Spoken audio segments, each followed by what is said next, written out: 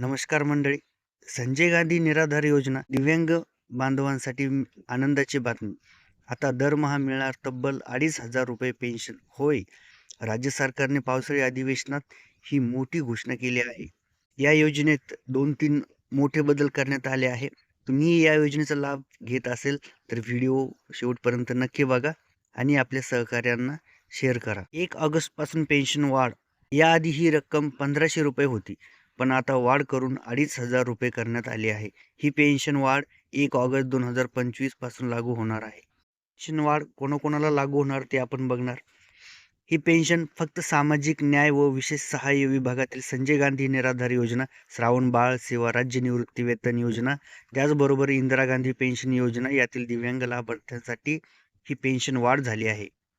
योजनेसाठी कोणकोणते कागदपत्रे आवश्यक आहे ते आपण बघू. पेन्शन वाढ या निर्णयामुळे हजारो दिव्यांग व्यक्तींना आर्थिक लाभ मिळणार आहे. यासाठी लागतात 1 दिव्यांग प्रमाणपत्र, 2 उत्पन्नाचा दाखला, 3 तुमचे ओळखपत्र आवश्यक आहे. तर दुसरा एक मोठा निर्णय म्हणजे या पेन्शनची एक फिक्स तारीख ठरवण्यात आली आहे. निराधार पेन्शन आता महिन्याच्या 5 तारखेला लाभार्थ्यांना प्रत्येक महिन्यात वेळेवर दरमहा पेन्शन देण्यासाठी आता प्रत्येक महिन्याची 5 तारीख निश्चित केली आहे. त्यामुळे राज्यातील संजय गांधी निराधार योजनेच्या 15,97,116 लाभार्थ्यांना, तर श्रावण बाळ सेवा राज्य निवृत्ती वेतन योजनेच्या 29,62,015 असे एकूण 45,59,131 लाभार्थ्यांना मोठा फायदा होणार आहे.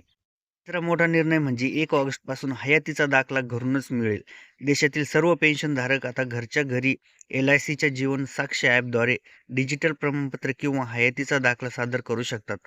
या ॲपवरून ईमेल किंवा व्हिडिओ कॉल करून हयातीचा दाखला काढू शकतात. नवनवीन माहिती मिळवण्यासाठी चॅनलला सबस्क्राईब करून ठेवा.